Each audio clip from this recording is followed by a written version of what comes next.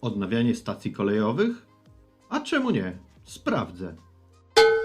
I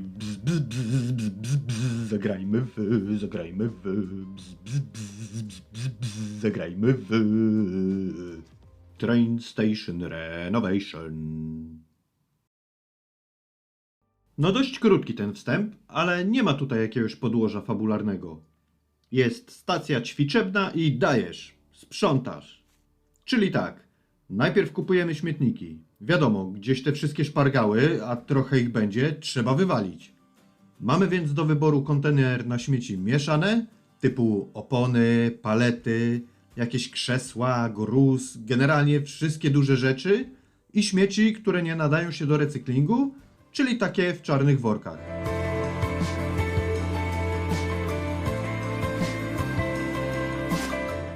I mamy też kontener na odpady segregowane, do którego trafiają worki niebieskie, zielone i żółte. Segregacja odpadów ma to do siebie, że za odpowiednio wrzucone worki dostajemy dodatkowe pieniądze, więc walor edukacyjny jest.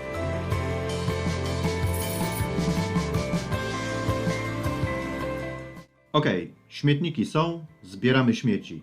W kole wyboru narzędzia sprzątającego wybieramy tak zwane ręce i lecimy. Duże przedmioty musimy podnieść i od razu zanieść do śmietnika, ale małe kolekcjonujemy i jak uzbieramy już na wora, w lewym dolnym rogu mamy procentowe zestawienie i jak osiągnie 100%, to automatycznie zrobi się worek w odpowiednim kolorze. To dopiero możemy wrzucić do śmietnika. Nasza rola nie ogranicza się jednak tylko do tego. Trzeba się też pozbyć bohomazów ze ścian, pozamiatać, usunąć pajęczyny i jakieś pnącza, pozbyć się starego wyposażenia dworca, a nawet naprawić tory czy wagony. I do zrobienia tego wszystkiego mamy pełen wachlarz narzędzi, które dodatkowo możemy upgrade'ować, jeżeli tylko mamy odpowiednią ilość gwiazdek. Po ulepszeniu, a raczej zamianie np. gąbki do zmywania ścian na mopa, nasza praca idzie znacznie szybciej.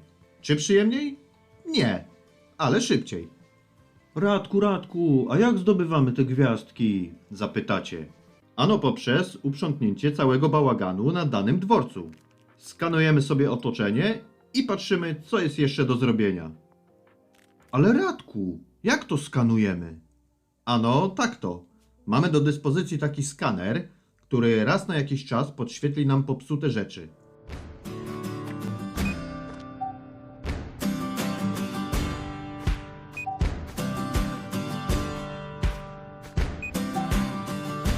Okej, zerknijmy na zadania, jakie nas czekają podczas naszych sprzątaczych wojaży.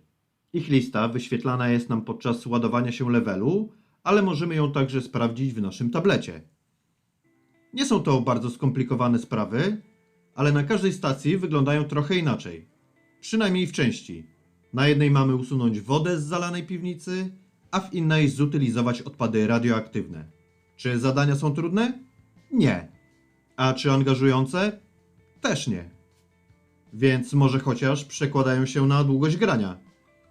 No cóż, większość tych specyficznych zadań da się ukończyć w jakieś 15 minut. Może poza tą wspomnianą utylizacją odpadów radioaktywnych, bo się trzeba naprzenosić trochę beczek. I nie mówię tu o 15 minutach na jedno zadanie.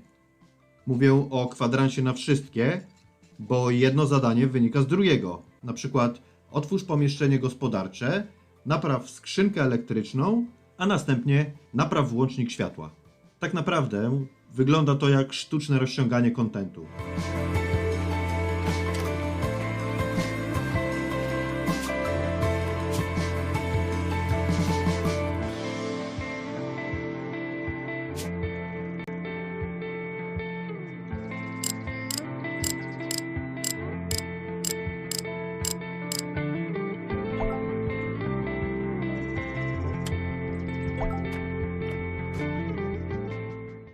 Poza dedykowanymi questami mamy także te, które pojawiają się na każdej planszy, czyli uporządkować dworzec oraz udekorować dworzec.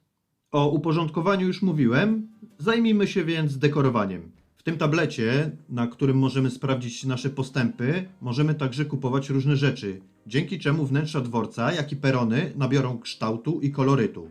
Ławki, zegary, tablice informacyjne, a do tego jeszcze śmietniki, meble do biur, a nawet armaturę do toalet. No jest tego sporo.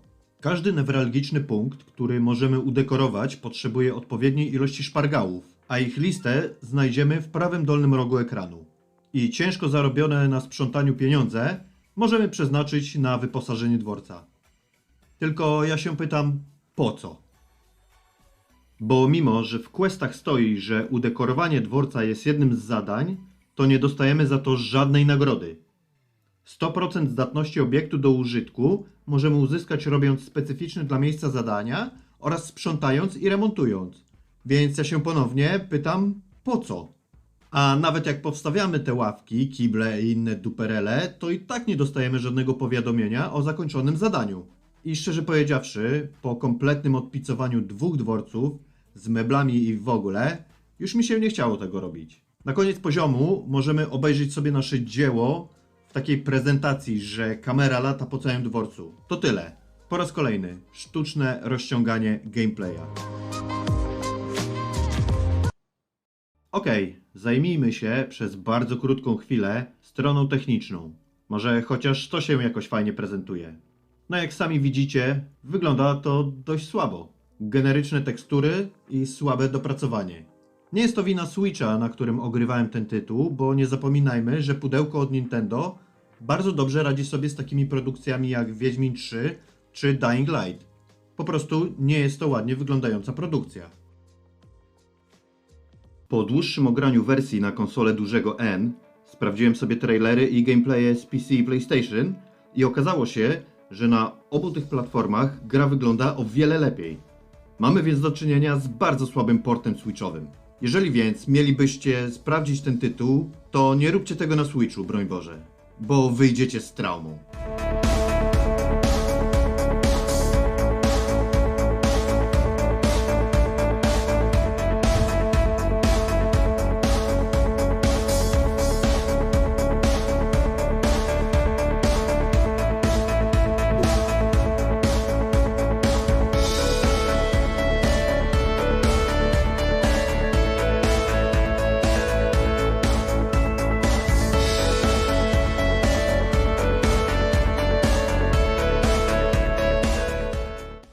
A jak się ma sprawa z dźwiękiem? No, przygrywa sobie jakaś muzyczka, chyba ze 3 utwory na krzyż. Szczerze, to po pewnym czasie ją wyłączyłem, bo zamiast koić, wkurza. Najdziwniejszym efektem dźwiękowym jest jakieś takie szuranie? Nie wiem, chrobotanie, jak chodzę po biurze. Dziwna sprawa, ale ewidentnie dźwiękowo też nie jest za dobrze.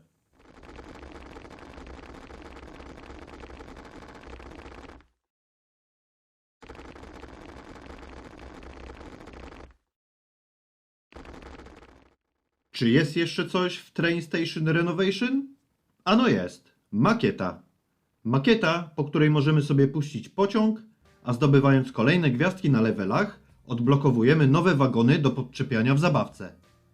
Makieta, która jest równie mdła jak cała reszta gry, a miniaturowy pociąg ciągnie się po niej jak flaki z olejem.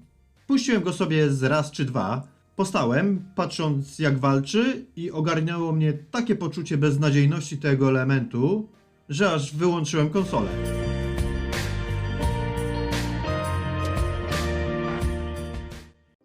Nie jestem w stanie powiedzieć, dla kogo powstała ta produkcja. Dla entuzjastów sprzątania może? Bo dla renowatorów budynków czy miłośników kolei to raczej nie. Dla fanów dobrej fabuły, ładnej grafiki, szczególnie w wersji Switch, i wciągającej rozgrywki, to już na pewno nie. Train Station Renovation miałem na swojej wishliście na PlayStation 4. Gra kosztuje 63 zeta. Na Switchu udało mi się ją dorwać na promce za 6,30. Dzięki temu ja zaoszczędziłem 56,70 i usunąłem ten tytuł z playakowej listy, a wy możecie obejrzeć ten materiał i nie wysiadać na tej stacji. Nigdy.